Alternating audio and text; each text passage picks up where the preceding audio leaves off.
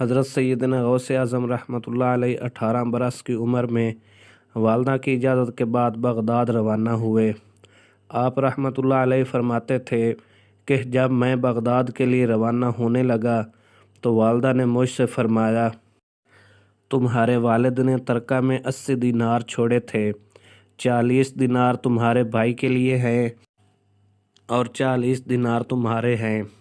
تمہارے دینار میں نے تمہارے کرتا کے اندر سی دیے ہیں۔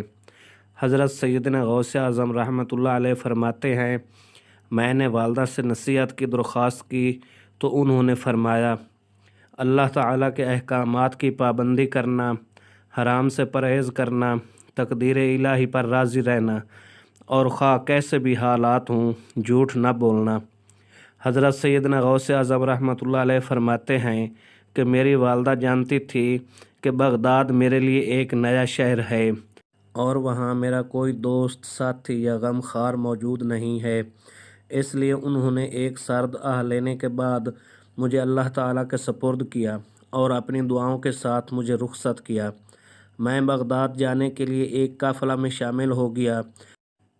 جب یہ قافلہ شہر کی حدود سے باہر نکلا تو راستے میں 60 لٹیروں نے قافلے پر حملہ کر دیا اور قافلے کا تمام مال و اسباب لوٹ لیا۔ لوٹ مار کے دوران ایک شخص میرے پاس آیا اور پوچھا، اے لڑکے، تیرے پاس کیا ہے؟ حضرت سیدنا غوث اعظم رحمۃ اللہ علیہ فرماتے ہیں، میں نے اس سے کہا، میرے پاس 40 دینار ہیں۔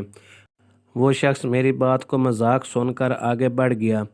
اس کے بعد ایک اور شخص میرے پاس آیا اور اس نے بھی مجھ سے یہی پوچھا اور میں نے اسے بھی یہی بتایا کہ میرے پاس 40 دینار ہیں۔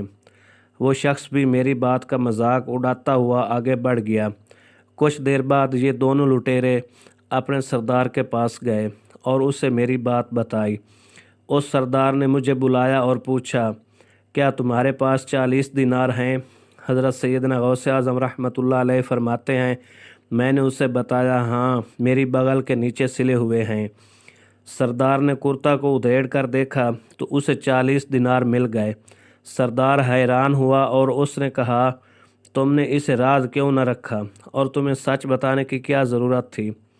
حضرت سیدنا غوث اعظم رحمۃ اللہ علیہ فرماتے ہیں، میں نے کہا، میری والدہ نے سفر پر نکلتے وقت اس بات کی نصیحت کی تھی کہ بیٹا، جیسے بھی حالات ہوں تم جھوٹ نہ بولنا، لہٰذا جب مجھ سے پوچھا گیا میرے پاس کیا ہے تو میں نے سچ سچ بتا دیا۔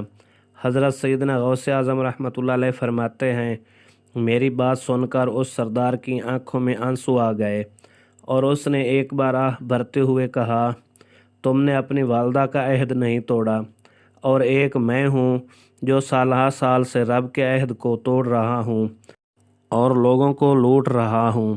یہ کہہ کر وہ سردار طائب ہو گیا اور تمام مال و اسباب قافلے والوں کو واپس کر دیا۔